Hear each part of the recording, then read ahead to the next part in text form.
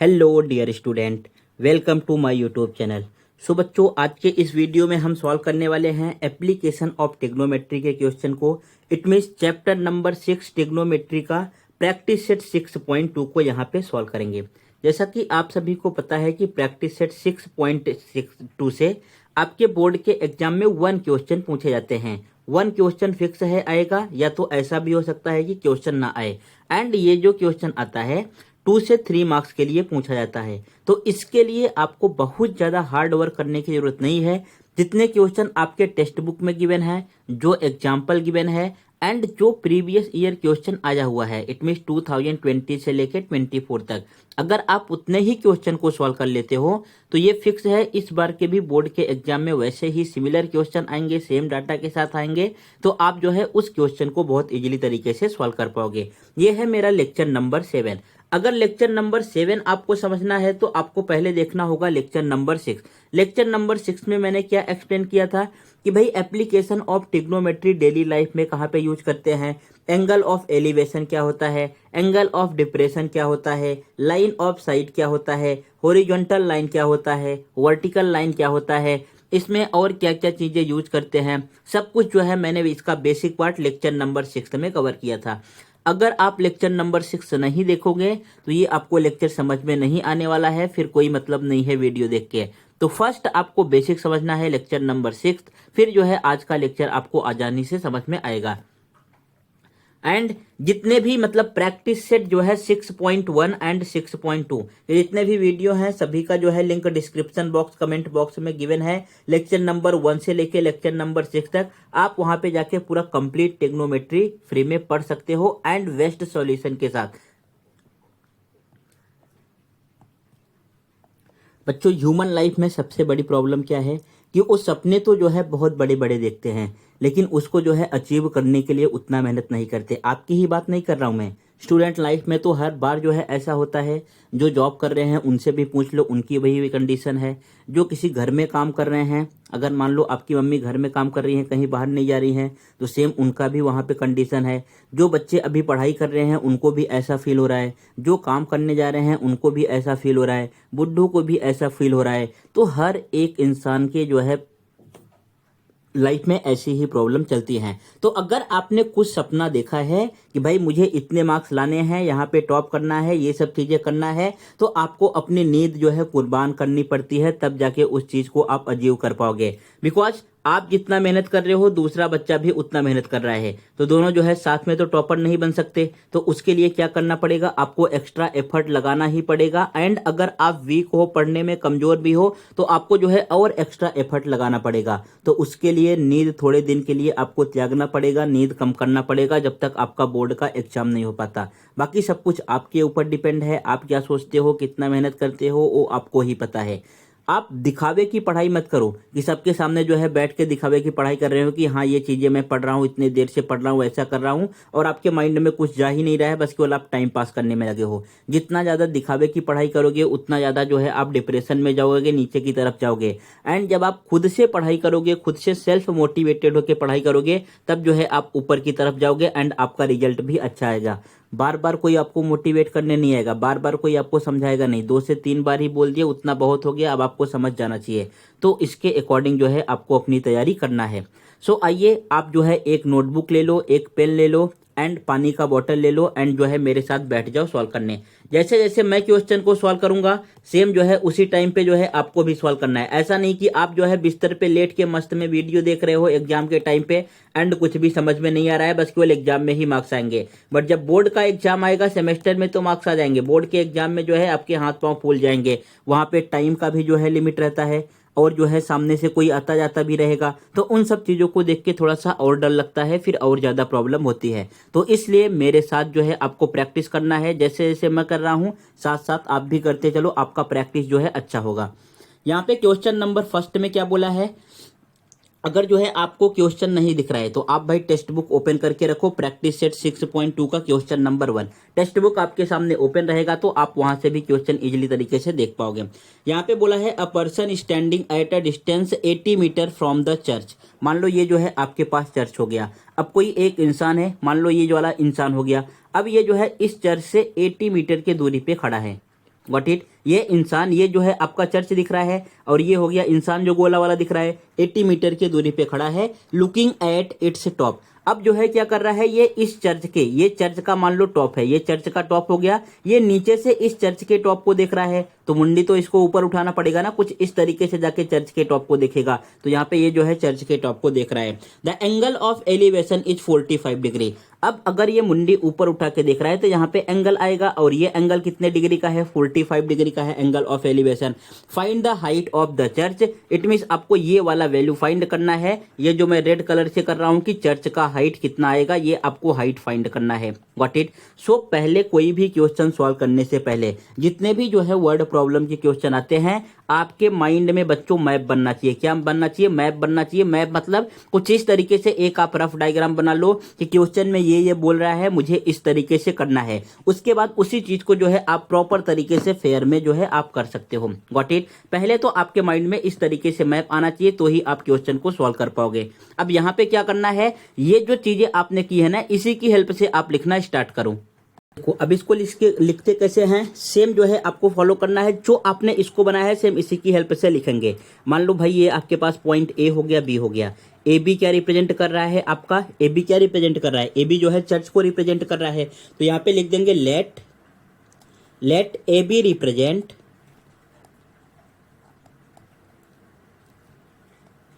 Represent the height of the church, the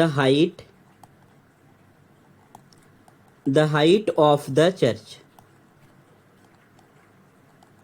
भाई ये जो आपके पास ए बी है, ये जो है चर्च के हाइट को रिप्रेजेंट कर रहा है। एंड ये जो आपके पास इस जो पर्सन को खड़ा किए थे, इसको आप किसी भी जो है वेरिएबल से लेट कर लो। सपोज मैंने यहां पे लिख दिया सी, एंड सी किसको रिप्रेजेंट कर रहा है, सी रिप्रेजेंट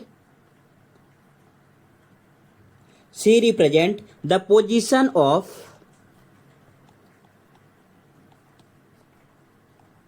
द पर्सन। देखो ये पॉइंट आपको समझा ना भाई। इसमें क्या करना था, जो आपने डायग्राम बनाया था, इसको ए लेट किया, इसको बी लेट किया, एंड इस वाले पॉइंट को सी लेट किया। ये ए बी जो है आपको चर्च को रिप्रेजेंट कर रहा था, तो यहाँ पे इस चीज को मेंशन कर दिया।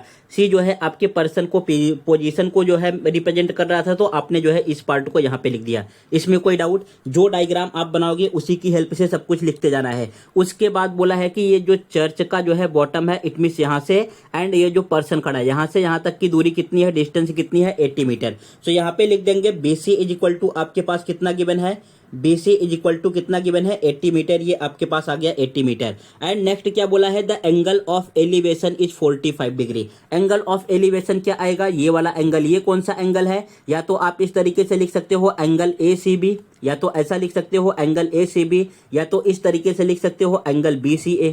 यही वाला एंगल ऑफ एलिवेशन है ना। सो यहाँ पे हम लिख देंगे angle of elevation, angle of elevation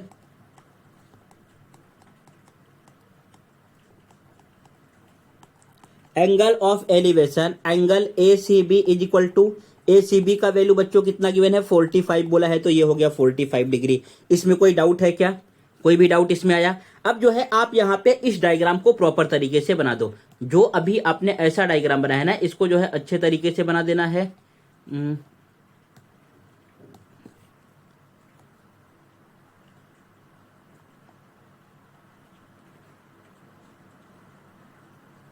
okay, कुछ इस तरीके से आपके पास डायग्राम आएगा।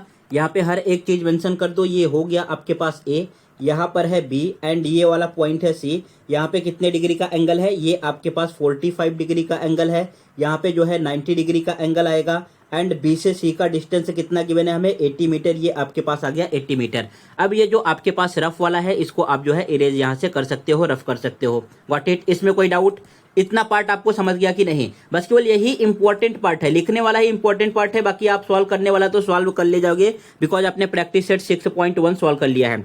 अब इसमें क्या करेंगे भाई, देखो ये हमें 80 मीटर गिवन है, एंड ए बी का वैल्यू पूछा है। ए बी का वैल्यू मान लो इट मीन साइड का वैल्यू पूछा है, तो ये आपके पास h है। इस h का वैल्यू फाइंड करना है। अब कौन सा ऐसा ट्रिग्नोमेट्रिक रेशियो होता है, it mean sine theta, cos theta and tan theta में, जिसमें जो है क्या आता हो, देखो ये हाइपोटेनियस ना आता हो। साइन थीटा में हाइपोटेनियस आता है, कॉस थीटा में हाइपोटेनियस आता है, तो टेन थीटा में हाइपोटेनियस नहीं आता है। तो यहाँ पे हम क्या यूज करने वाले हैं, टेन थीटा ही यूज करेंगे। गॉट इट, क्या यूज करेंगे, टेन थीटा ही यूज करेंगे। तो लिखेंगे in right angle triangle ABC, in right angled, देखो ऑलवेज इसमें जो है राइट एंगल ट्रायंगल ही आएगा, पूरा ट्रिग्नोमेट्री ही राइट एंगल ट्रायंगल के ही बेस पे है। In right angle triangle A B C, angle A B C में जो है कौन सा एंगल 90 डिग्री है, angle B is equal to 90 degree. Angle B आपको कितना गिवन है, angle B is equal to 90 degree. फिर यहाँ पे हम यूज क्या करेंगे, टेन थीटा यूज करने वाले हैं। सो यहाँ पे आपको लिखना होगा tan theta is equal to, अब टेन थीटा क्या आ जाएगा आपके पास बच्चों, थीटा क्या हमें कंसीडर करना है, ये 45 वाला, ये जो थीटा है ये थीटा का वैल्यू है 45। बताओ जरा टेन थीटा का वैल्यू क्या आएगा, टेन थीटा का वैल्यू आपके पास आने वाला है A B upon B C, A B upon B C. अब देखो ये आपको जो है डाउट हो सकता है कि sir tan theta A B upon B C क्यों हुआ, तो ये आपका बेसिक पार्ट है। सो इसके लिए आपको लेक्चर नंबर 1, 2 एंड जो है ये 6th वाला लेक्चर आपको देखना पड़ेगा, तब जाके आपको समझ में आएगा कि टेन का वैल्यू ये क्यों लिया। Got it. सो वहां से जो है आपको उस पार्ट को कवर करना पड़ेगा। अब जो है यहाँ पे मैंने लिख दिया थीटा के प्लेस पे 45। Tan 45 is equal to A B का वैल्यू क्या है बच्चों, हमें ए बी का ही तो वैल्यू फाइंड करना है जिसको आपने एच लेट किया है, हाइट लेट किया है। एंड यहाँ पे जो है बी सी का वैल्यू हमें क्या गिवन है, 80 गिवन है। समझ गया। अब जरा बताओ टेन 45 का वैल्यू क्या होता है, टेन 45 का वैल्यू क्या होगा, ये तो पता होना चाहिए आपको, 1 होता है, इक्वल टू यहाँ पे एच अपॉन 80 आ गया, क्रॉस मल्टीप्लाई कर दो, 1 के डिनोमिनेटर में कुछ भी नहीं है तो आप यहाँ पे 1 लिख दो, क्रॉस मल्टीप्लाई करोगे, एच का मल्टीप्लाई 1 में होगा, एच आएगा, 80 का मल्टीप्लाई 1 में होगा, यहाँ से 80 आ गया। कितना आ गया, ये जो है आपके पास 80 आ गया। इट मींस ये भी जो है आपके पास 80 मीटर गिवन है, ये कितना गिवन है, 80 मीटर गिवन है, तो ये जो है कितना मीटर हो जाएगा, एच का वैल्यू भी कितना आ जाएगा, 80 मीटर। एच का भी वैल्यू कितना आने वाला है बच्चों, 80 मीटर। सो यहाँ पे लिख देंगे, ये हो जाएगा आपके पास therefore length of A B is equal to, length of A B is equal to कितना आ गया, 80 मीटर आ गया। फिर आपको लास्ट में अपने फाइनल आंसर को लिख देना है, द हाइट ऑफ, क्या पूछा था आपसे, हाइट पूछा है, the height of the church, the height of the church is 80 metre. ये जो चर्च है इसका हाइट कितना है, 80 मीटर है। ये हो गया आपका आंसर। देखो क्वेश्चन नंबर 1 कंप्लीट हो गया। अब यहाँ पे जरा वीडियो को पॉज करो एंड एक बार आप खुद से समझो, बोलो कोई डाउट हो तो कमेंट बॉक्स में करके बताओ। देखो कितना इजी क्वेश्चन था एंड ये क्वेश्चन आपके बोर्ड के एग्जाम में मार्च 2020 में 2 मार्क्स के लिए पूछा गया है। इससे जो है या 2 मार्क्स के लिए क्वेश्चन आएगा या तो 3 मार्क्स के लिए क्वेश्चन आता है। Got it. सो यहाँ पे फिक्स है कि 1 क्वेश्चन आएगा एंड बहुत टाइम ऐसा होता है कि इसके जो है क्वेश्चन पूछे भी नहीं जाते हैं, तो इसलिए बहुत ज्यादा इस पे टाइम वेस्ट नहीं करना है। जितने आपके टेक्स्ट बुक में क्वेश्चन गिवन है एंड जो बोर्ड के एग्जाम में आया है उतने क्वेश्चन सॉल्व कर लोगे, आपका काम हो जाएगा। इसमें कोई डाउट है, ये पूरा आपको समझ गया ना। ओके, अब यहाँ पे इसको सॉल्व करने का मैं शॉर्टकट ट्रिक बताता हूँ। देखो शॉर्टकट ट्रिक क्या है भाई, यहाँ पे आपने देखा कि ये जो है आपके पास एक राइट एंगल ट्रायंगल आ रहा है, कुछ इस तरीके से आपके पास राइट एंगल ट्रायंगल आ रहा है ना। देखो यहाँ पे ये हो जाएगा 90 डिग्री आपके पास, एंड ये वाला एंगल हमें कितने डिग्री का बच्चों गिवन था, 45 डिग्री। देखो यहाँ पे यही गिवन है ना, ये एंगल कितने डिग्री का गिवन है, 45 डिग्री, तो ये भी एंगल कितने डिग्री का हो जाएगा, 45 डिग्री। इट मींस ये कैसा ट्रायंगल हो गया, ये हो गया आपके पास आइसोसेलेस राइट एंगल्ड ट्रायंगल। कैसा ट्रायंगल हो गया, isosceles right angled triangle. And अगर 45 के सामने ये 45 के अपोजिट में जो साइड गिवन है इसका वैल्यू हमें 80 गिवन है, तो इस भी 45 के अपोजिट वाला वैल्यू कितना हो जाएगा, 80 हो जाएगा। इट मींस जो एंगल इक्वल होगा उसके जो है अपोजिट में साइड होगा वो भी कैसा होगा, इक्वल होगा। यहाँ पे देखो सेम था, ये 45 था एंड ये भी आपके पास 45 हो जाएगा। 45 के अपोजिट में हमें क्या गिवन है, 80 मीटर गिवन है, तो इस 45 के अपोजिट में क्या आ जाता, 80 मीटर आ जाता। डायरेक्टली जो है आप अपने आंसर को यहाँ से समझ सकते थे, तो कितना आने वाला है, 80 मीटर। समझ गया आपको। नेक्स्ट बढ़ते हैं क्वेश्चन नंबर 2 की तरफ। ये भी क्वेश्चन जो है आपके बोर्ड के एग्जाम में पूछा गया है मार्च 2014 में 3 मार्क्स के लिए, तो इस क्वेश्चन को भी आपको ध्यान से करना है। अब एक बार यहाँ पे फिर से जो है वीडियो को पॉज करो, पहले जो है क्वेश्चन को एट लीस्ट 2 टाइम आप रीड करो, इसके मीनिंग को समझो, जो है फिर मैं एक्सप्लेन करता हूं।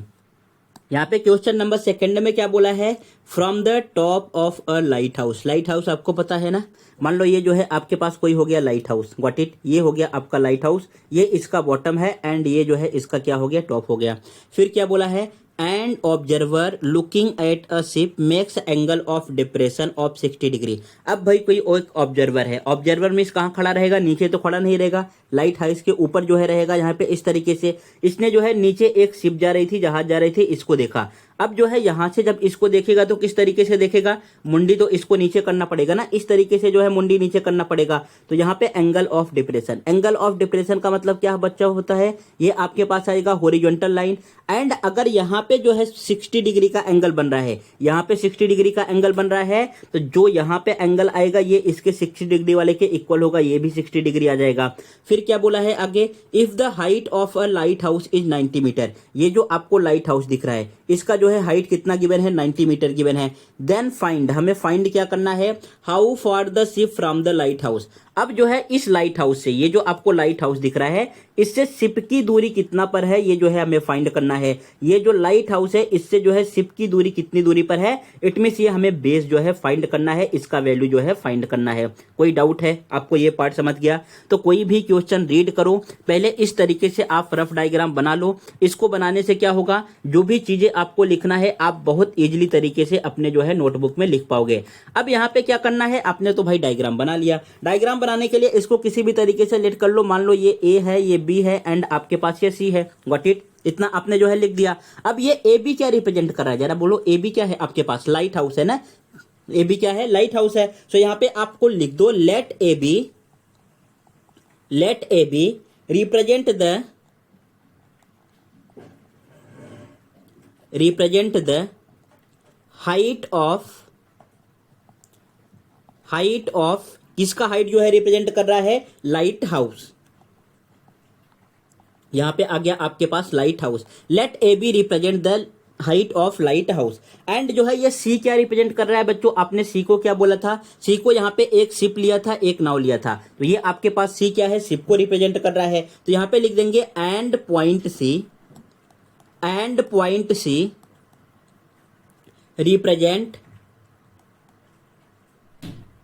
Represent the position of the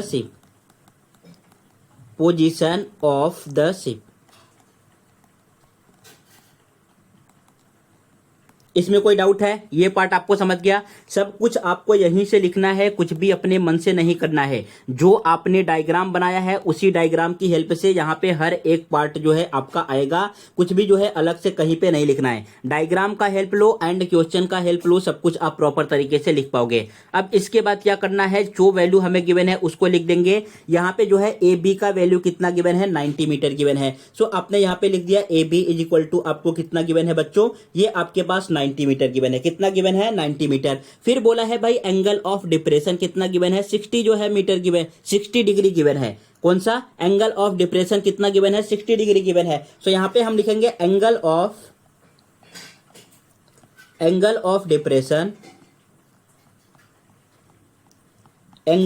depression. अब कौन सा एंगल ऑफ डिप्रेशन है जरा बताओ, बोलो बोलो बोलो, कौन सा एंगल ऑफ डिप्रेशन है। देखो इसको हमने लिया है तो ये क्या हो गया, यहाँ पे कोई पॉइंट नहीं किया, मान लो जो है मैं यहाँ पे एक्स ले रहा हूं, तो ये हो गया X A and C. It means X A and C, ये जो है आपके पास डिप्रेशन आ रहा है। तो यहाँ पे आपने लिखा X A C is equal to कितने डिग्री का गिवन है, 60 डिग्री का। कितने डिग्री का गिवन है, 60 डिग्री का। एंड बच्चों मैंने आपको लेक्चर नंबर 6 में एक्सप्लेन किया था, अगर आपके पास कोई इस तरीके से टू पैरेलल लाइन है, ये जो है आपको पैरेलल लाइन दिख रहा है कौन सा, ये मान लो ए एक्स वाला हो गया एंड यहाँ पे ये बी सी वाला हो गया। जब इसको एक ट्रांसवर्सल लाइन इंटरसेक्ट करता है, जब कोई ट्रांसवर्सल लाइन इंटरसेक्ट करेगा, मान लो ये ट्रांसवर्सल लाइन हो गया, यहाँ पे पॉइंट कौन सा, मान लो कुछ भी ले लो आप, एक्स एंड वाई ले लो, व्हाट इट, जो यहाँ पे एंगल आएगा, सेम एंगल जो है यहाँ पे भी रहेगा। इसको हम बोलते हैं इंटीरियर अल्टरनेट एंगल। क्या बोलते हैं, इंटीरियर अल्टरनेट एंगल। ये जो है क्लास 9th में आपके पास था एंड क्लास 8 में था। ज्योमेट्री आपने पढ़ा है ना क्लास 9th का चैप्टर नंबर 2 एंड क्लास 8 में भी जो है आपके पास चैप्टर नंबर 2 था। इस जो है चैप्टर को बोलते हैं पैरेलल एंड ट्रांसवर्सल लाइन, ये जो है वहां का पार्ट है। सो अगर ये आपको 60 डिग्री गिवन है तो ये भी कितना हो जाएगा, 60 डिग्री गिवन हो जाएगा। इसको हम लिखेंगे किस तरीके से, यहाँ पे आपने इसको लिखा, ये क्या है आपके पास रे, इसको आपने ए एक्स सेलेक्ट किया है, रे ए एक्स ये किसके पैरेलल है, इज पैरेलल टू, ये नीचे वाला क्या है आपके पास रे बी सी, रे ए एक्स इज पैरेलल टू रे बी सी एंड इनका ट्रांसवर्सल कौन सा है, एंड ये वाला ट्रांसवर्सल है सेगमेंट, यहां पे ट्रांसवर्सल इसको लेना है, ये जो आपको ए से होता हुआ दिख रहा है सी तक जा रहा है, segment A C is there transversal, is there transversal. देखो अगर एंगल ऑफ एलिवेशन है तो बहुत ईजी है, अगर डिप्रेशन आ गया तो थोड़ा सा आपका जो है वर्क यहाँ पे बढ़ जाता है। इस तरीके से प्रॉपर तरीके से आपको लिखना पड़ता है, तब जाके 3 मार्क्स मिलते हैं। एलिवेशन के लिए 2 मार्क्स का क्वेश्चन पूछा गया था, डिप्रेशन के लिए 3 मार्क्स का, तो इसीलिए इसमें 1 मार्क्स एक्स्ट्रा दिया है, बिकॉज यहाँ पे थोड़ा सा आपको वर्क ज्यादा करना है। इतना आपको समझा, इसमें कोई डाउट है? सो यहाँ पे ये हो गया इसका ट्रांसवर्सल लाइन। फिर जो है ये जो एंगल ACB है, ये जो आपको एंगल ACB दिख रहा है, ये वाला एंगल ACB ये किसके इक्वल हो जाएगा बच्चों, ये angle ACB is equal to आ जाएगा जो आपने यहाँ पे लिया है एंगल XAC के, किसके इक्वल आ जाएगा, एंगल XAC के, ये 60 डिग्री का आ जाएगा। क्यों आ जाएगा, आपको भाई रीजन भी लिखना है, तो रीजन में क्या लिखोगे, रीजन में यहाँ पे आप इंटीरियर अल्टरनेट एंगल भी लिख सकते हो या ओनली अल्टरनेट एंगल भी लिख सकते हो। यहाँ पे आपने लिख दिया अल्टरनेट एंगल। इसमें कोई डाउट है, ये पार्ट आपको समझ गया? ओके, सो आपने जो है इस एंगल को रिप्रेजेंट कर दिया। अब ये रफ वर्क वाला मैं रफ कर दूं। देखो अगर आप रफ वर्क नहीं करोगे तो आपका माइंड काम नहीं करेगा, आप चीजों को प्रॉपर तरीके से समझ नहीं पाओगे, हर एक क्वेश्चन में जो है आपको रट्टा मारना पड़ेगा। अगर आपने रफ वर्क स्टार्टिंग से ही करना सीख लिया तो हर एक चीज को आप इजीली तरीके से सॉल्व कर पाओगे, बेसिक कंसेप्ट समझ के, फिर कुछ भी आपको रट्टा नहीं मारना पड़ेगा। फिर यहाँ पे लिखेंगे, देखो अभी तो डायग्राम भी नहीं बनाया है, तो डायग्राम आपको एक बनाना पड़ेगा। यहाँ पे जो है आपने डायग्राम बना दिया, ये मान लो आपका जो है चर्च हो गया भाई, उसके बाद ये पर्सन यहाँ पे शिप था, ये इसको ज्वाइन कर दो एंड यहाँ से एक लाइन, कुछ इस तरीके से आपके पास डायग्राम आएगा।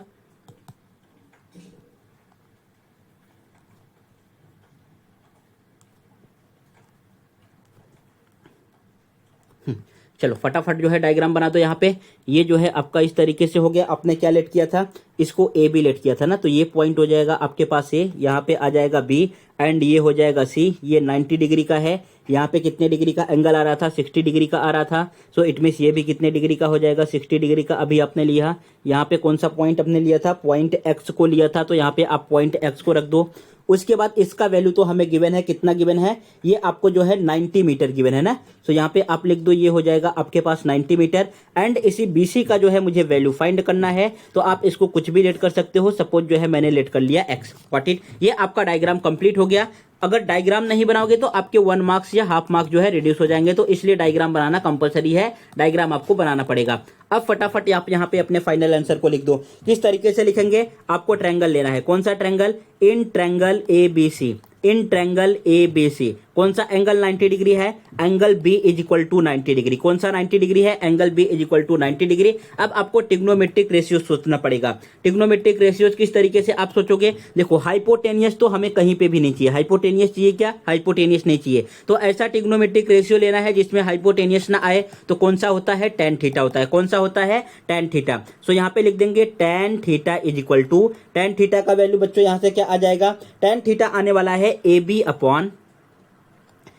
अपॉन BC, ये हो गया tan थीटा का वैल्यू, व्हाट इट, इसमें कोई डाउट है?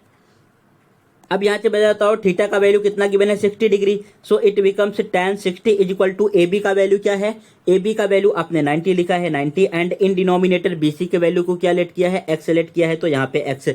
अब जरा बोलो AB का जो है tan 60 का वैल्यू कितना होता है, अरे tan 60 का वैल्यू तो आपको लर्न नहीं होना चाहिए, अदरवाइज कैसे सॉल्व करोगे। tan 60 का वैल्यू कितना आ जाएगा, ये आपके पास होता है √3, कितना आएगा, √3 इज इक्वल टू यहाँ पे 90 अपॉन जो है x, क्रॉस मल्टीप्लाई करना है तो √3 के डिनोमिनेटर में 1। अब यहाँ से जो है आप क्रॉस मल्टीप्लाई कर सकते हो, जब √3 का मल्टीप्लाई इसमें करोगे so it becomes 3x is equal to यहाँ पे आ जाएगा 90। अब हमें वैल्यू किसका फाइंड करना है, x का, so therefore x is equal to क्या आएगा, √3 को आप दूसरे साइड शिफ्ट कर दो, यहाँ पे चला जाएगा ये डिनोमिनेटर में, ये आ गया आपके पास √3, गॉट इट, इतना समझ गया, इसमें कोई डाउट है क्या, ये पार्ट आपको समझा, आगे बढ़े। उसके बाद यहाँ पे √3 कभी भी हम डिनोमिनेटर में नहीं लिखते, इरेशनल नंबर कभी भी डिनोमिनेटर में नहीं आता, इसको ऑलवेज क्या करना होता है, रैशनलाइज करना होता है। सो यहाँ पे आपके पास क्या आ जाएगा, √3 का ऊपर मल्टीप्लाई कर दो एंड √3 का जो है आप नीचे मल्टीप्लाई कर दो। सो it becomes 90√3 and in denominator √3 का मल्टीप्लाई √3 में करोगे बच्चों कितना आएगा, √9। √9 का वैल्यू क्या होता है, 3 होता है। सो राइट हियर 3। इसमें कोई डाउट है क्या आपको, ये पार्ट आपको समझा। यहाँ पे देखो 3 से जो है 90 कैंसल आउट हो जाएगा 30 टाइम में। सो इट बिकम्स 30√3। ये क्या आ गया आपके पास, 30√3। अभी भी आपका फाइनल आंसर नहीं आया है भाई, यहाँ पे √3 का वैल्यू भी दिया है, 1.73 लेना है। सो इज इक्वल टू ये कितना आ जाएगा, 30 मल्टीप्लाई बाई 1.73। देखो मल्टीप्लाई कैसे करते हैं, पहले आप जो है जीरो को इग्नोर कर दो, 3 का मल्टीप्लाई 3 में करो, 3 3 जा 9, फिर 3 का मल्टीप्लाई 7 में करो, 7 3 जा 21, 2 रिमेनिंग। 3 का मल्टीप्लाई 1 में करो, 3 1 जा 3, 3 में 2 ऐड करोगे 5। यहाँ पे जीरो को इग्नोर किया था, आप जीरो को ऐड कर दो, 2 डिजिट के बाद पॉइंट लगाना है, 2 डिजिट के बाद पॉइंट, कितना आ गया 51.90।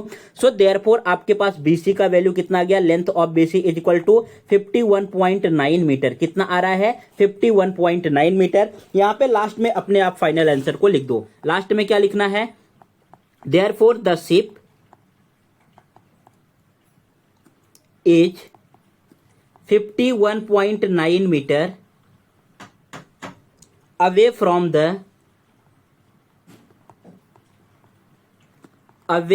द किससे जो है अवे है, लाइट हाउस से। सो लाइट हाउस, ये हो गया पूरा आपका कंप्लीट आंसर। अब यहाँ पे जरा वीडियो को पॉज करो एंड देखो कोई डाउट है क्या। मैं इसलिए इसको बहुत आराम से पढ़ा रहा हूँ, मैं फटाफट भी कर सकता था ताकि चीजें आपके माइंड में फिक्स हो जाएं कि किस तरीके से सॉल्व करते हैं। ऐसा नहीं कि इसके बेस पे जो है आप 50 क्वेश्चन बैठ जाओ और सॉल्व करने और एग्जाम में केवल एक ही क्वेश्चन आए। तो जितना मैं सॉल्व कराऊंगा जो है 6 क्वेश्चन यहाँ पे एंड जो एग्जाम के क्वेश्चन है उसको, उतने में से ही आपका एग्जाम कवर हो जाएगा, बोर्ड का भी एंड सेमेस्टर का भी। उससे ज्यादा आपको सॉल्व करने की जरूरत नहीं है। बस जो बेसिक आइडिया बता रहा हूँ, जो बेसिक रफ डायग्राम बता रहा हूँ, किस तरीके से आपको सोचना है, किस तरीके से करना है, उन सब चीजों पे आपको ध्यान देना है, बाकी आप कर लोगे। अदरवाइज रट्टा मारने बैठोगे तो कुछ भी नहीं होगा। क्वेश्चन नंबर 2 आपका कंप्लीट हो गया। नेक्स्ट बढ़ते हैं क्वेश्चन नंबर 3 की तरफ। एक बार यहाँ पे वीडियो को पॉज करो, खुद से जो है सॉल्व करने का ट्राई करो। अगर सॉल्व नहीं कर पा रहे हो तो कम से कम 3 से 4 बार क्वेश्चन को रीड ही करो। ओके बच्चों, सो आपने क्वेश्चन को रीड किया क्या, अभी तक रीड भी नहीं किया? अगर रीड नहीं करोगे तो भाई आपको कुछ भी समझ में नहीं वाला है। फिर कोई भी टीचर कितना भी एक्सप्लेन करे, कितने अच्छे तरीके से बताए, आपको कुछ भी नहीं समझेगा। कम से कम आप क्वेश्चन को रीड करके रखो, उसके मीनिंग को समझो, तब तो जो है आपको आगे के क्वेश्चन समझ में आएंगे।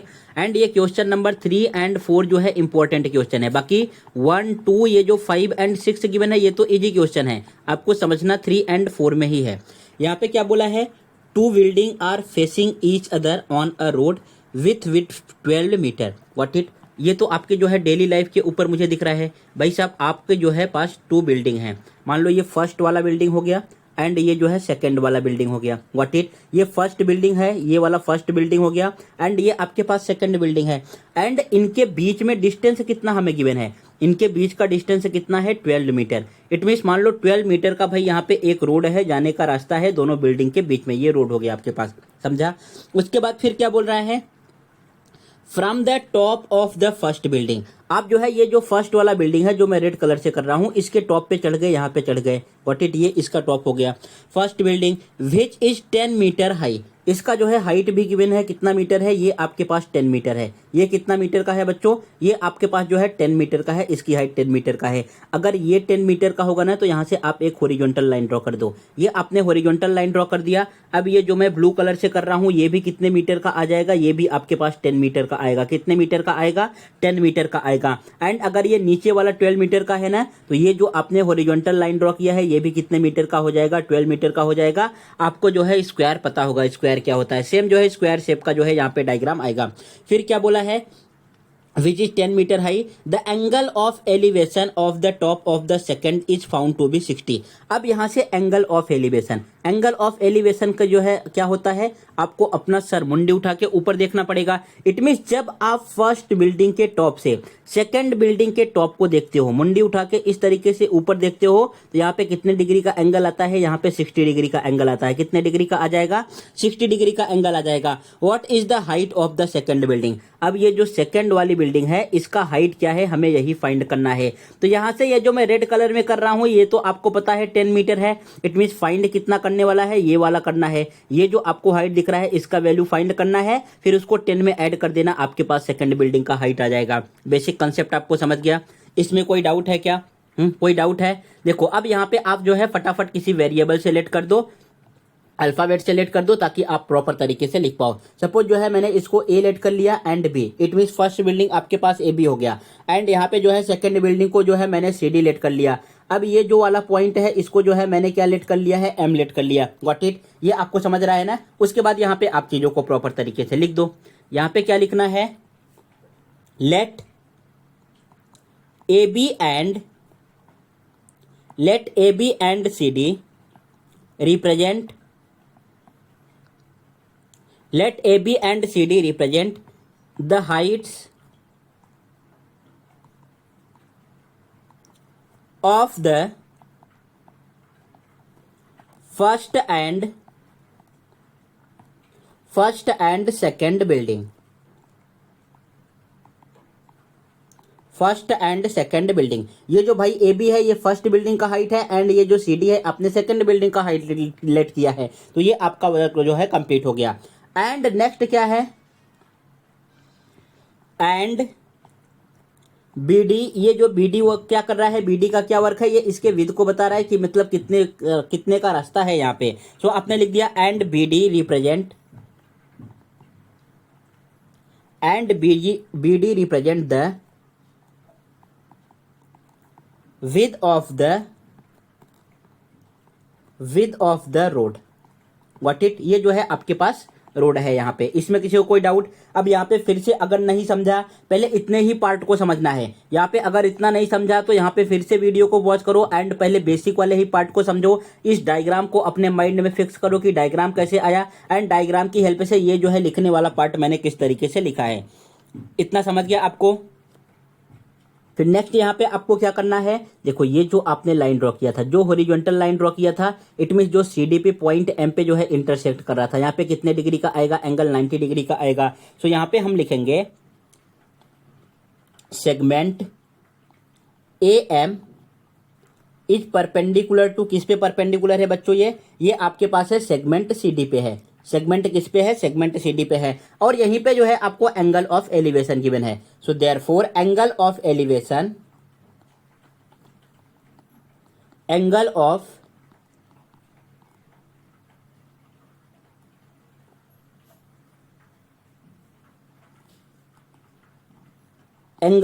एलिवेशन, एंगल ऑफ एलिवेशन कौन सा आएगा, कौन सा एंगल था आपके पास, यहाँ पे जरा बोलो कौन सा एंगल था। ये ए वाला आपने 60 लिया था, तो सी ए एम लिख सकते हो या तो एम ए सी लिख सकते हो। तो मैंने यहाँ पे लिख दिया C A M is equal to कितने डिग्री का था, 60 डिग्री का था, तो ये आपने लिख दिया 60 डिग्री। बोलो हाँ कि ना? ये पार्ट आपको समझा?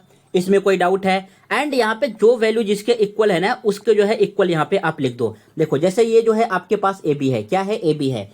सो A B is equal to, A B किसके इक्वल है बच्चों, ए बी जो है किसके इक्वल है, एम डी के इक्वल है। So A B is equal to M D, ये कितने सेंटीमीटर का है, 10 मीटर का है, तो आपने यहाँ पे 10 मीटर लिख दिया। और कौन सा इक्वल है, ये बी डी वाला, बी डी जो है किसके इक्वल है, आपने यहाँ पे लिख दिया B D is equal to, ये आपके पास क्या है, ए एम है। सो यहाँ पे लिखा B D is equal to A M is equal to कितना सेंटीमीटर का है, 12 मीटर का है। सो आपने यहाँ पे 12 मीटर लिख दिया। मीटर में गिवन है तो मीटर में, सेंटीमीटर में गिवन है तो सेंटीमीटर में। इतना आपको समझ गया? इसमें कोई डाउट है? देखो अब मुझे वैल्यू किसका फाइंड करना है, ये जो है बस केवल सी से लेके एम तक का वैल्यू फाइंड करना है, सेकंड हाइट का वैल्यू फाइंड करना है। तो ये तो ऑलरेडी गिवन है 10 ना, बस केवल इसका वैल्यू फाइंड कर लो, 10 में ऐड कर दो, आपके पास आंसर आ जाएगा। तो इसको हम किस तरीके से करेंगे, यहाँ पे पहले आप जो है फेयर ये डायग्राम बना लो, अदरवाइज जो है डायग्राम आप भूल जाओगे। यहाँ पे क्या करना है, आपको डायग्राम बनाना है।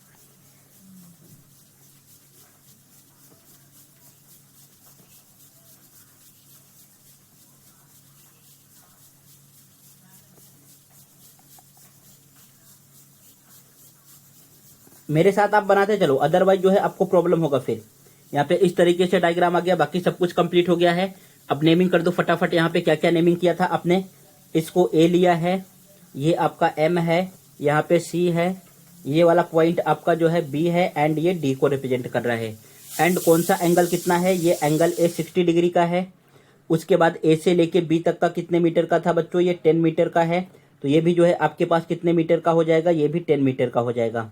उसके बाद नेक्स्ट यहाँ पे ए से एम तक कितने मीटर का होगा, 12 मीटर का होगा। ये 12 मीटर का क्यों होगा, बिकॉज आपको बीडी जो है कितने मीटर का गिवन है, 12 मीटर का गिवन है। Got it. चलो ये आपका फेयर डायग्राम आ गया। अब जो है आप यहाँ पे रफ वाले को रफ कर सकते हो। अगर मैं डायरेक्टली रफ कर देता तो यहाँ पे फिर कंफ्यूजन हो जाता। ये जो है आपका रफ हो गया। अब यहाँ पे जरा बताओ कौन सा वैल्यू कब आएगा। हमें क्या जो है फाइंड करना है, यहाँ पे फाइंड करना है सी से लेके एम का वैल्यू। किसका वैल्यू, सी से लेके एम का वैल्यू। सो यहाँ पे लिखेंगे इन ट्रायंगल, इन ट्रायंगल कौन सा ट्रायंगल लोगे, ये तो 90 डिग्री का है आपके पास, CMA, in triangle CMA, angle M is equal to कितने डिग्री का है, angle M is equal to 90 degree. Angle M कितने डिग्री का है, एंगल M है आपके पास 90 डिग्री। फिर यहाँ पे आ जाएगा tan theta is equal to, यहाँ पे आपने लिखा tan theta is equal to. अब tan थीटा आप क्या लोगे, जरा बोलो tan थीटा क्या होता है, CM अपॉन AM। क्या आएगा, CM अपॉन AM। सो यहाँ पे आपने लिख दिया CM अपॉन AM। अब थीटा के प्लेस पे क्या पुट करेंगे, कितने डिग्री का है, यहाँ पे जरा देखो ये कितने डिग्री का दिख रहा है, ये आपके पास 60 डिग्री का है। सो थीटा के प्लेस पे यहाँ पे आ जाएगा 60 degree. So therefore tan 60 is equal to, tan 60 is equal to CM का वैल्यू, CM का वैल्यू मुझे फाइंड करना है। AM का वैल्यू कितना गिवन है, AM का वैल्यू आपके पास 12 गिवन है। सो इन डिनोमिनेटर 12। इतना समझ गया। अब 60 का वैल्यू क्या होता है बच्चों, अभी मैंने आपको लास्ट वाले ही क्वेश्चन में एक्सप्लेन किया था। tan 60 का वैल्यू क्या आएगा, tan 60 का वैल्यू होता है √3। क्या होगा, √3 इक्वल टू यहाँ पे आ गया आपके पास CM एंड इन डिनोमिनेटर 12। अब सॉल्व करना है तो 3 के डिनोमिनेटर में आप 1 ले लो एंड यहाँ से करो क्रॉस मल्टीप्लाई। क्रॉस मल्टीप्लाई करोगे तो ये आ जाएगा CM इज इक्वल टू कितना आ गया, 12√3। कितना आ रहा है, 12√3। इसमें कोई डाउट है क्या, ये CM का वैल्यू आपको समझा, पक्का ना, ओके। सो देयरफॉर यहाँ पे आप लिख दो therefore CM is equal to 12√3। ये कितना आ गया आपके पास, 12√3 मीटर में गिवन है तो मीटर में। इट मीन्स ये वाला जो पार्ट है ना बच्चों, ये जो ब्लैक कलर का मैंने किया है, इसका जो है वैल्यू कितना आ गया, 12√3। कितना आया है, 12√3। एंड नीचे वाले का वैल्यू कितना है, 10 है। सो इट मीन्स इसमें बस केवल आप ऐड कर दो, आपके पास टोटल लेंथ आ जाएगा। यहाँ पे किस तरीके से करेंगे, ये आपको यहां पे लिखना होगा therefore length of second building, length of second building. It means कौन सा सेकेंड बिल्डिंग है, CD इज इक्वल टू, इसका वैल्यू कितना आएगा, यहां पे CM प्लस MD। CM और MD को आपको ऐड करना होगा। सो इट बिकम्स CM का वैल्यू कितना आया है, 12√3 एंड यहाँ पे MD का वैल्यू कितना है, 10। अभी ये 12√3 में आप 10 को ऐड नहीं कर पाओगे, बस केवल आपको इतना ही आंसर लिखना होगा। व्हाट इट, यहाँ पे 10√3 में, ये 12√3 में आप 10 को ऐड नहीं कर पाओगे, बिकॉज ये कैसा है, इरेशनल नंबर है एंड ये रैशनल नंबर है। तो कभी भी इरेशनल नंबर में आप रैशनल नंबर को ऐड नहीं कर पाओगे।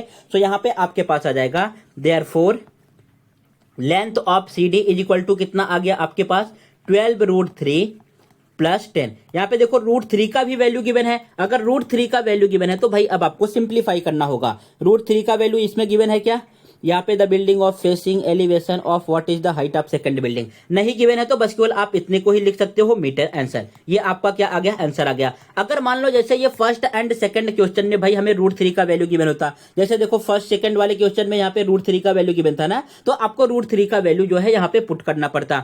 अगर नहीं गिवन है तो इतना भी आंसर आपका राइट हो सकता है, या तो आप जो है √3 का वैल्यू लर्न करके रखो, कितना होता है 1. पे मैं सभी वैल्यू लिख दे रहा हूं, इसको आप लर्न करके रखो। √2 का वैल्यू कितना होता है 1.414। Got it. नेक्स्ट जो है आपके पास √3 का वैल्यू जो है 1.732। ये सभी के सभी इरेशनल नंबर है। अगर पाई का वैल्यू पूछे तो जो आपको पता ही होगा 22/7, और हम क्या लेते हैं 3.14। ये तीनों वैल्यू आपके लिए इंपॉर्टेंट है। इन तीनों जो है चीजों को आप लर्न करके रखो। यहाँ पे आप √3 का वैल्यू भी पुट कर सकते हो 1.732। ऑलवेज जो है हम यहाँ पे पॉइंट के बाद कितने डिजिट को कंसीडर करते हैं, 2 डिजिट को, तो इसको केवल 73 लिख सकते हो, इसको केवल 41 लिख सकते हो। समझ गया, आगे बढ़े। तो क्वेश्चन नंबर 3 आपका कंप्लीट हुआ। नेक्स्ट बढ़ते हैं क्वेश्चन नंबर 4 की तरफ। एक बार फिर से वीडियो को पॉज करो, ये आपका वर्क है। मेरा काम है बेस्ट एक्सप्लेन करना, अच्छे तरीके से आपको समझाना। आपका काम है क्वेश्चन को रीड करना, जब कब से कम जो है आपको 3 से 4 टाइम क्वेश्चन को रीड करना है, जब तक आपके माइंड में रफ डायग्राम खुद से ना आने लगे कि भाई इस क्वेश्चन में ये बोला है, तब तक जो है आप क्वेश्चन को रीड करो। ऐसा नहीं कि एक ही क्वेश्चन में आपको समझ में आ जाएगा। आप जो है लगातार क्वेश्चन को रीड करते रहो। जब ऐसे 10 से 15 क्वेश्चन को रीड करोगे ना, तब आपके जाके माइंड में रफ डायग्राम खुद से आने लगेगा। अगर नहीं रीड करोगे तो नहीं आएगा। ओके, रीड कर लिया बच्चों। देखो ये भी क्वेश्चन आपके लिए इंपॉर्टेंट है। जो थर्ड एंड फोर्थ क्वेश्चन है ना, इसी में थोड़ा सा लॉजिक है, यही क्वेश्चन आपके लिए इंपॉर्टेंट है। इन्हीं क्वेश्चन को आपको ध्यान से समझना होता है। बाकी जो first, second, fifth and sixth है वो तो इजी क्वेश्चन है, हर एक कोई सॉल्व कर लेगा। इसमें आपको जो है दिमाग लगाना है। यहाँ पे इस क्वेश्चन में क्या बोला है, 2 poles height of 18 metre and 7 metre are erected on a ground. भाई जो है समझ लो आपका ये ग्राउंड हो गया, इस तरीके से एक ग्राउंड हो गया। यहाँ से जो है 2 पोल खड़े हैं, 2 पोल को बनाया गया है। फर्स्ट वाला पोल इस तरीके से हो गया, सेकंड वाला पोल जो है आपका ये हो गया। फर्स्ट पोल की जो है हाइट कितनी गिवन है, फर्स्ट पोल की हाइट जो है 7 मीटर गिवन है। छोटा वाला है तो 7 मीटर लेंगे, एंड ये बड़ा वाला बना है तो इसका कितना लेंगे, 18 मीटर लेंगे। ये आपको बात समझा। ये रफ डायग्राम हम क्यों बनाते हैं, रफ डायग्राम इसलिए बनाते हैं कि इससे चीजें जो है माइंड में क्लियर हो जाती हैं कि हमें लिखना क्या है, करना क्या है, एंड फाइंड क्या करना है। व्हाट इट, सो इतना जो है आपका क्लियर हो गया। उसके बाद क्या बोला है, the length of wire fastened at their tops is 22 metre. अब भाई ये जो है आपके पास यहाँ पे ये फर्स्ट वाले पोल का टॉप है, ये सेकंड वाले पोल का टॉप है। यहाँ से जो है एक वायर खींचा गया है। क्या खींचा गया है, एक वायर जो है इस तरीके से खींचा गया है। यहाँ पे ये वायर आ गया। अगर ये वायर खींचा गया है तो इसका हॉरिजॉन्टल लाइन भी आना चाहिए। ये जो है इसका हॉरिजॉन्टल लाइन हो गया। व्हाट इट, इसमें कोई डाउट है। यहाँ पे इस तरीके से एक जो है वायर खींचा गया है इस 22 मीटर। अब इसका वैल्यू हमें कितना गिवन है बच्चों, ये जो वायर खींच रहे हो ना, इसका वैल्यू कितना है, 22 मीटर है। कितना है, 22 मीटर है, इसमें कोई डाउट। यहाँ पे है 22 metre. Find the angle made by the wire with the horizontal. हमें क्या करना है, फाइंड द एंगल। अब यहाँ पे देखो ये कितना इंपॉर्टेंट क्वेश्चन है, इसमें हमें भाई एंगल का ही वैल्यू फाइंड करना है। अभी तक आपने first, second, third question solve किया, उसमें जो है एंगल गिवन होता था, दूसरा वैल्यू फाइंड करना था। यहाँ पे हर एक वैल्यू गिवन है, फाइंड क्या करना है, एंगल ही फाइंड करना है। तो जरा इस क्वेश्चन को आप ध्यान से समझो। उसके बाद नेक्स्ट क्या बोला है, एंगल फाइंड करना है bye the wire with the horizontal. ये जो वायर से है एंड हॉरिजॉन्टल से है, इट मींस हमें ये थीटा का वैल्यू फाइंड करना है। अगर ये आपके पास 7 मीटर गिवन है एंड ये पूरा जो है 18 मीटर है, तो ये वाला जो पार्ट दिख रहा है ये भी तो 7 मीटर होगा ना। ये पार्ट कितने मीटर का हो जाएगा, 7 मीटर का हो जाएगा। एंड ये फिर जो ऊपर बचा है ये कितने मीटर का हो जाएगा, इसमें से माइनस कर दो, ये आपके पास आ गया 11 मीटर। इट मीन्स ऊपर से यहां तक का पार्ट कितने मीटर का है, 11 मीटर। एंड ये इसके फ्रंट में है तो ये कितने मीटर का हो जाएगा, 7 मीटर का। हमें यहाँ से थीटा का वैल्यू फाइंड करना है। इसमें किसी को कोई डाउट है क्या, ये पार्ट आपको समझ रहा है। बस केवल आपका इतना ही रफ डायग्राम था, क्वेश्चन आपका कंप्लीट हो गया। अब यहाँ से सॉल्व करना स्टार्ट करो। अब उसके बाद हम क्या करते हैं, किसी भी तरीके से इनको नेमिंग कर दो। मान लो आपने फर्स्ट पोल को नेमिंग कर दिया ए बी, ये आपके पास हो गया फर्स्ट पोल। सेकंड पोल जो है आपका हो गया सी डी, ये हो गया आपके पास सेकंड पोल का टॉवर। गॉट इट, इसमें कोई डाउट है। फिर जो आपने यहाँ पे ये हॉरिजॉन्टल लाइन ड्रॉ किया है, जहां पे कट कर रहा है उसको नेमिंग कर दो एम। एंड हॉरिजॉन्टल है तो कितने डिग्री का एंगल आएगा, यहाँ पे 90 डिग्री का एंगल आएगा। सो अब जो आपने किया है इसको यहाँ पे जो है प्रॉपर तरीके से लिख दो। ए बी को आपने क्या लिया है, फर्स्ट जो है पोल का हाइट लिया है। एंड ये सी डी को क्या लिया है, सेकंड पोल का हाइट। सो यहाँ पे आपको लिखना है let A B and C D, let A B and C D represents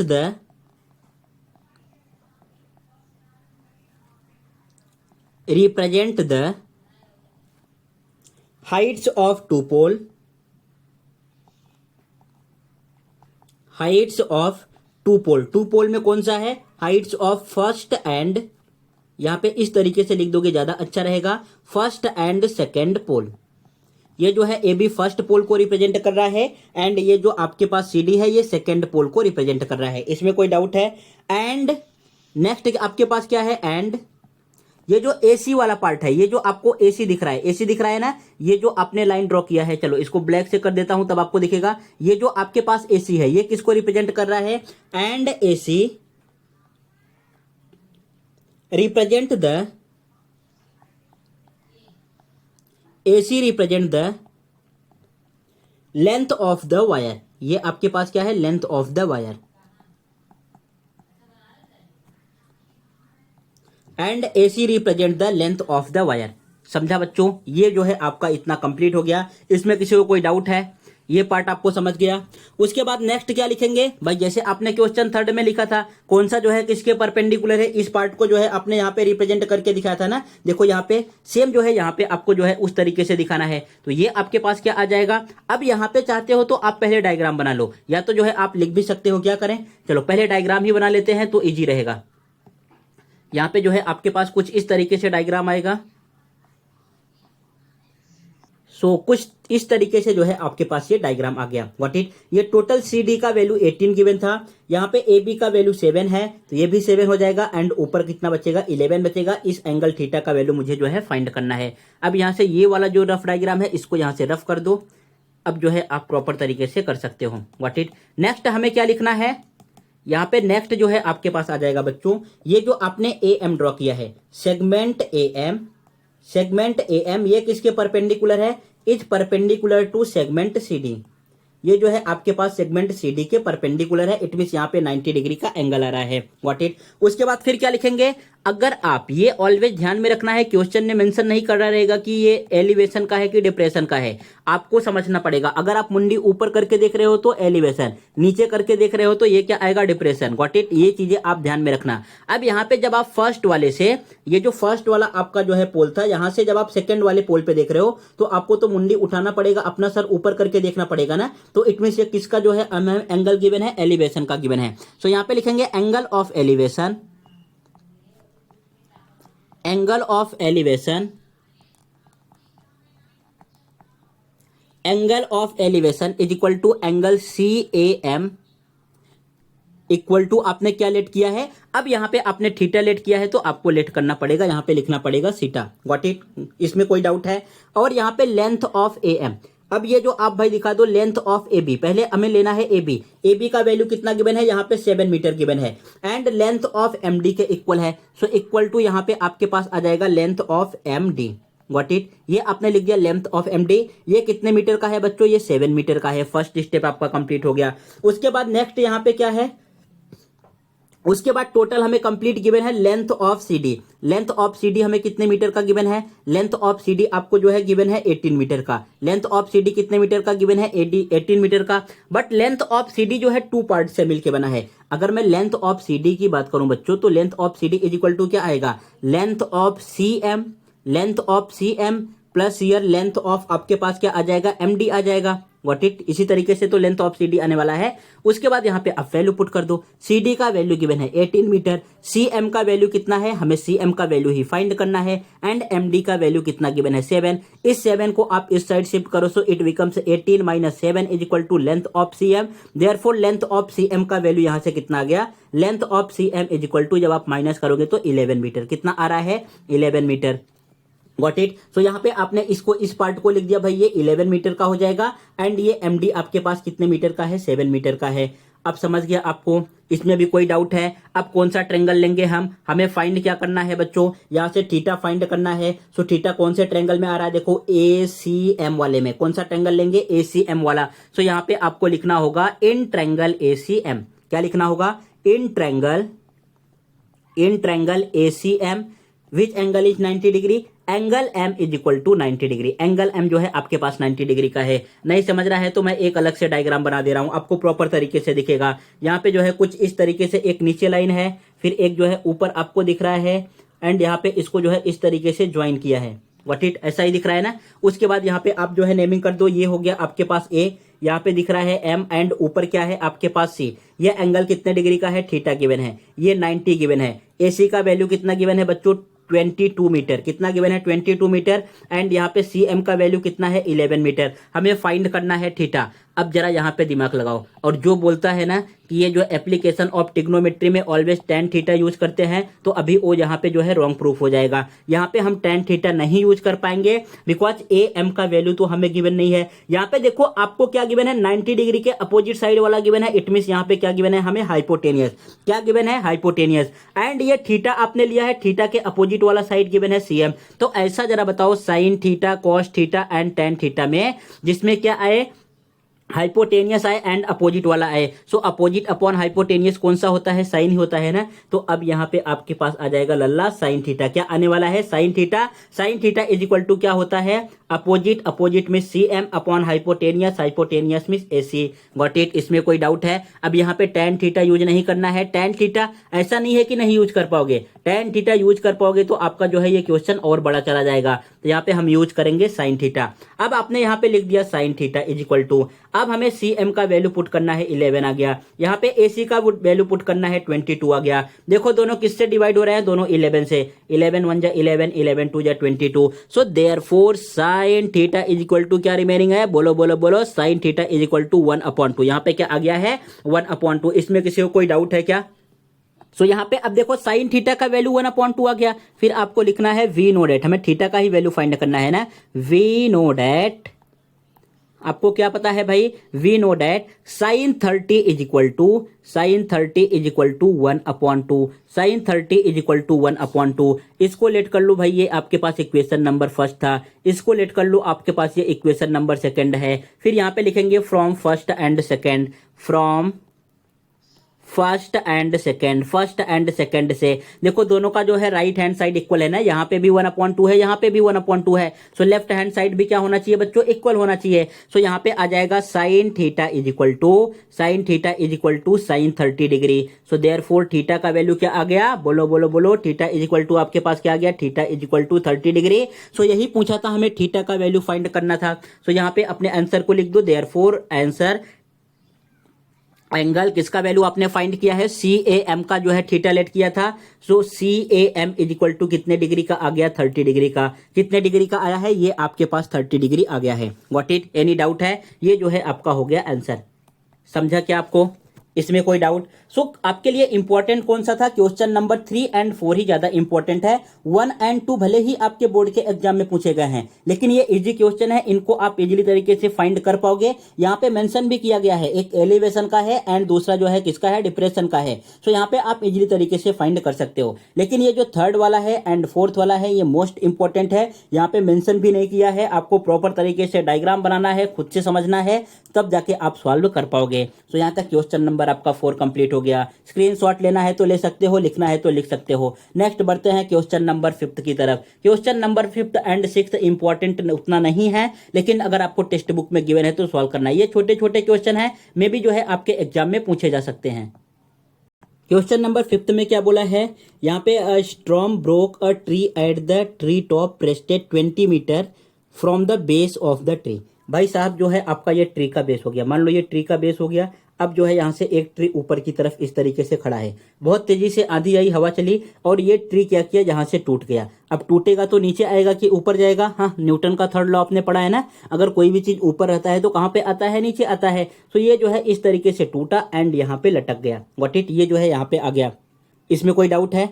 okay, ये पार्ट आपको समझाना है। अब देखो ये जो आपका टूटा है ना, यही पार्ट तो जो है नीचे आएगा। इट मीन्स ये जो वैल्यू होगा सेम ये तो वैल्यू आपके पास आ जाएगा।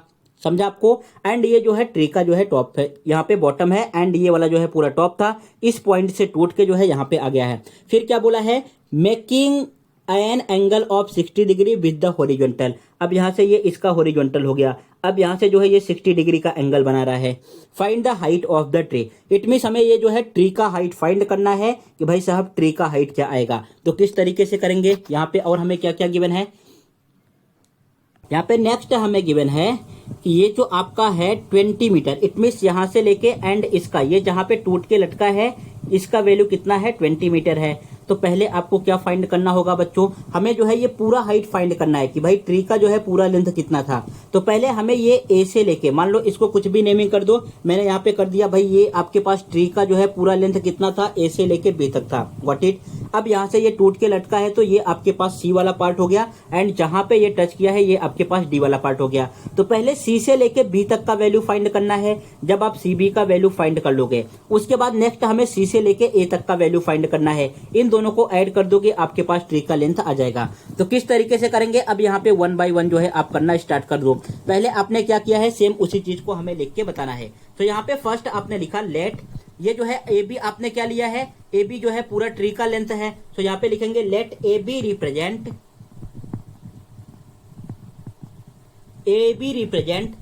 The height of the tree. A B represent the height of the tree.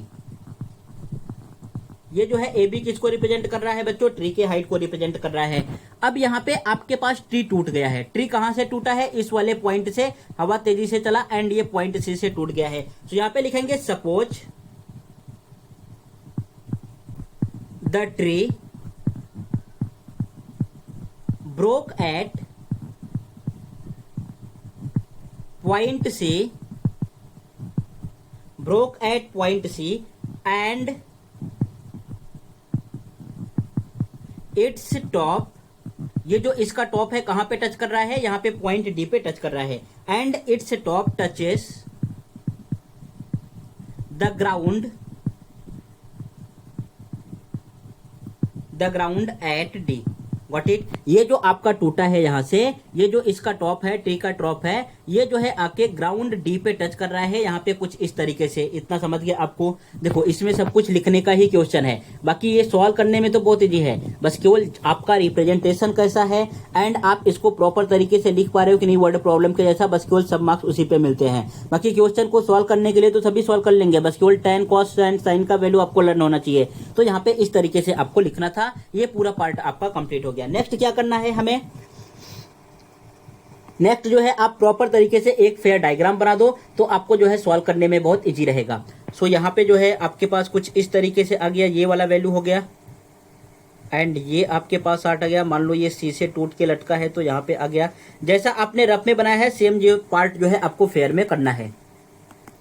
सो ये आपका जो है ट्री का टॉप हो गया ना, यहाँ पे ए लिया है आपने, ये वाला पार्ट बी लिया है, जहां से टूट के लटका है ये वाला पार्ट आपने सी लिया है एंड यहाँ पे आ गया डी। एंड ये एंगल कितने डिग्री का गिवन है बच्चों, 60 डिग्री का। बी से लेके डी तक का वैल्यू कितना हमें गिवन है, 20 मीटर गिवन है, तो आपने 20 मीटर यहाँ पे लिख दिया।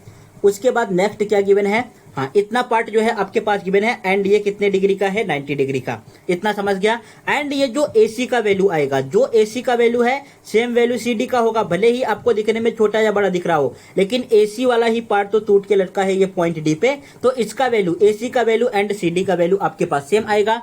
अब यहाँ से आप ये रफ डायग्राम वाला रफ कर सकते हो एंड यहाँ पे अपने पार्ट को लिखेंगे हम। Got it. इतना समझ गया। आगे अब देखो आगे आपको क्या करना है, इस क्वेश्चन में हमें और क्या बोला है। नेक्स्ट यहाँ पे ये जो आपके पास लेंथ ऑफ AC है बच्चों, लेंथ ऑफ AC आपके पास किसके इक्वल है, लेंथ ऑफ AC इक्वल है लेंथ ऑफ CD के। किसके इक्वल है, लेंथ ऑफ CD के इक्वल है। Got it. ये दोनों जो है इक्वल वैल्यू के हैं। इसको लेट कर लो, जो है आपके पास ये इक्वेशन नंबर फर्स्ट है, इसका यूज कहीं ना कहीं पे होगा। उसके बाद नेक्स्ट एंड कौन सा हमें एंगल गिवन है, यहाँ पे एंगल आप ले सकते हो BDC। कौन सा, यहाँ पे आपने लिख दिया angle BDC। Angle BDC is equal to कितने डिग्री का गिवन है, ये आपके पास जो है 60 डिग्री का गिवन है। एंड नेक्स्ट क्या गिवन है, लेंथ ऑफ, ये लास्ट वाला वैल्यू हमें BD का वैल्यू कितना गिवन है, 20 मीटर।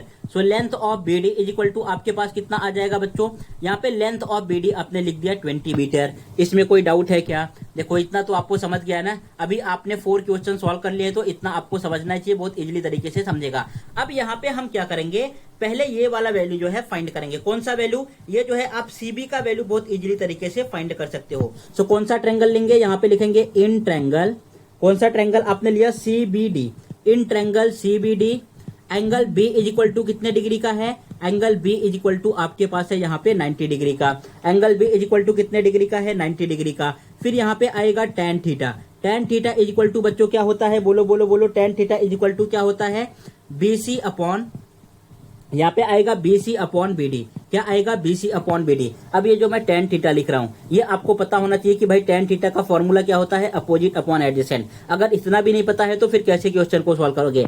अब यहाँ पे थीटा का वैल्यू क्या गिवन है बच्चों, थीटा का वैल्यू 60 गिवन है। उसके बाद नेक्स्ट BC, BC का वैल्यू तो हमें फाइंड करना है, तो BC के प्लेस पे BC आएगा। अपॉन BD का वैल्यू क्या गिवन है, ये 20 गिवन है। tan 60 का वैल्यू क्या होता है, देखो tan 60 का वैल्यू सब जगह आ रहा है, तो आप जो है tan वाला पूरा प्रॉपर तरीके से लर्न करके रखो। एंड किस तरीके से लर्न करना है, अगर ये नहीं पता है तो मैंने जो है एक शॉर्टकट मेथड बताया था, टोटल 7 मिनट का वीडियो जो है प्रोवाइड किया था, किस तरीके से ट्रिग्नोमेट्रिक जो है टेबल को लर्न करते हैं प्रॉपर तरीके से।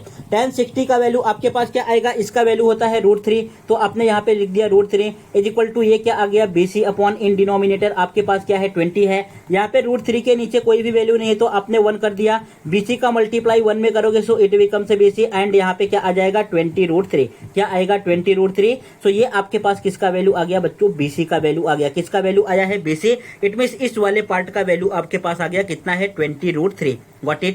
अब हमें वैल्यू किसका फाइंड करना है, ए से लेके सी तक का वैल्यू फाइंड करना है। बट ए से सी का वैल्यू कैसे फाइंड करोगे, ए से सी का वैल्यू फाइंड करने की जगह पे आप इसका वैल्यू फाइंड कर लो, सी से लेके डी तक का। इसका वैल्यू जो है आप इसी ट्रायंगल में जो है फाइंड कर सकते हो। अब यहां पे क्या लिखना होगा, in triangle CBD angle B is equal to 90 degree. Got it?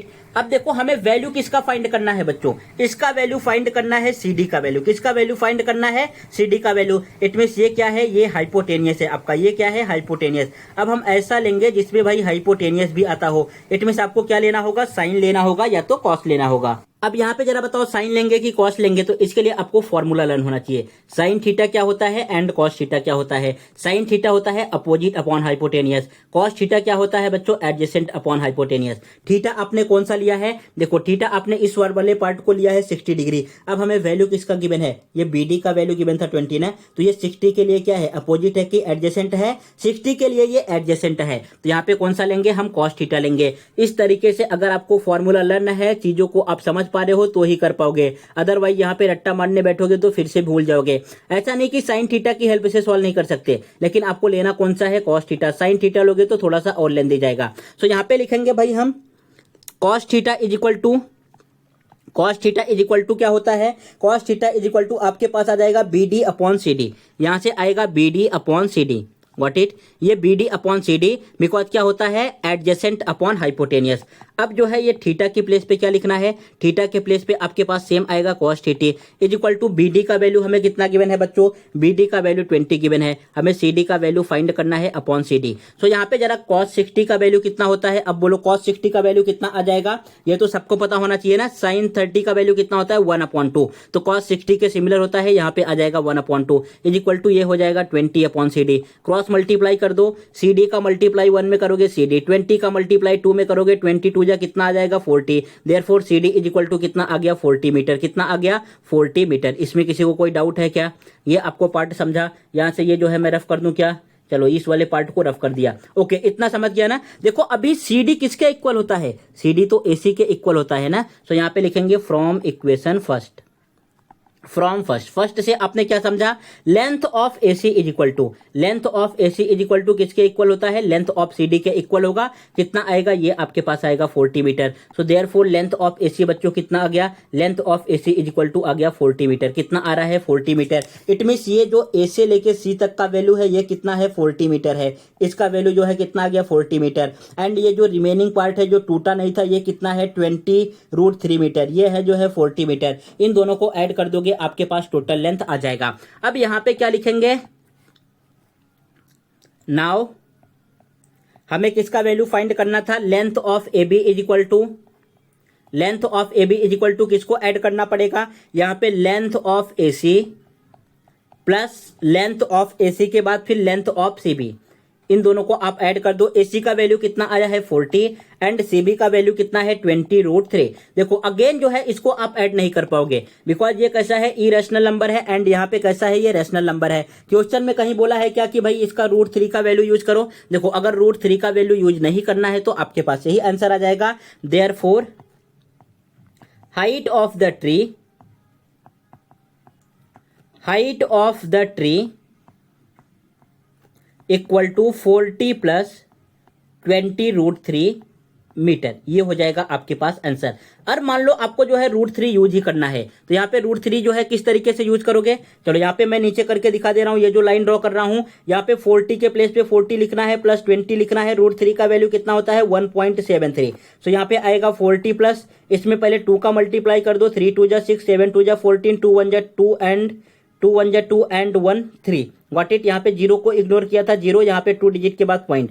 40 में जो है 34.60 ऐड करोगे सो इट बिकम से कितना आ जाएगा 74.6। सो यहाँ पे आप इसके प्लेस पे इस वाले वैल्यू को भी लिख सकते हो 74.6 मीटर। ये जो है ट्री का आपके पास लेंथ आ गया अगर जो है आप √3 का वैल्यू यहाँ पे यूज करते हो। सो इसी के साथ आपका क्वेश्चन नंबर 5 भी कंप्लीट हो गया। अब एक क्वेश्चन जो है मैं आपको होमवर्क देता हूँ, ये जो है आपको क्वेश्चन नंबर 6, ये भी इजी ही क्वेश्चन है। ये आपको होमवर्क में सॉल्व करना है एंड बताना है इसका आंसर क्या आने वाला है, एंड इसमें जो है √3 का वैल्यू भी यूज करना है।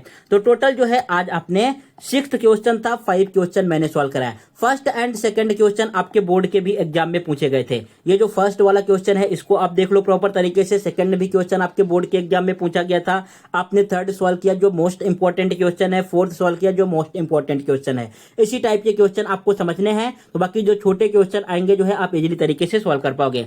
नेक्स्ट था क्वेश्चन नंबर 5। क्वेश्चन नंबर 5 में जो है 2 बार जो है यहाँ पे यूज करना था। एक बार हमें tan थीटा यूज करना था, एक बार हमें यहाँ पे cos थीटा यूज करना था। नेक्स्ट क्वेश्चन नंबर 6 आपको होमवर्क में सॉल्व करके बताना है। इसी के साथ ट्रिग्नोमेट्री पूरा चैप्टर फिनिश हुआ। फर्स्ट लेक्चर से लेके मैंने 7 लेक्चर तक आपको सॉल्व कराया। पूरा बेसिक से स्टार्ट किया था क्लास 9 से, एंड पूरा आपका क्लास 10th का कंप्लीट हो गया। 1 शॉर्ट वीडियो लाऊंगा, उसमें हम लोग सॉल्व करेंगे प्रॉब्लम सेट 6। जितने 6 के प्रॉब्लम सेट में क्वेश्चन गिवन है एक बार में ही। उसके बाद एक जो है वीडियो और लाऊंगा, it means lecture number 9 trigonometry का। उसमें क्या सॉल्व करने वाले हैं, पूरा बोर्ड के एग्जाम में जो क्वेश्चन पूछे गए हैं 2020 से लेके 2024 तक हर एक क्वेश्चन को सॉल्व कर लेंगे। नेक्स्ट हम स्टार्ट करने वाले हैं चैप्टर नंबर 5 कोऑर्डिनेट ज्योमेट्री। तब तक आप वीडियो को जो है प्रॉपर तरीके से देखिए। अगर अभी तक आपने चैनल को सब्सक्राइब नहीं किया है तो चैनल को सब्सक्राइब कर लीजिए, वीडियो को लाइक करना मत भूलिएगा, एंड अपने फ्रेंड के साथ जरूर शेयर कीजिएगा। Thank you.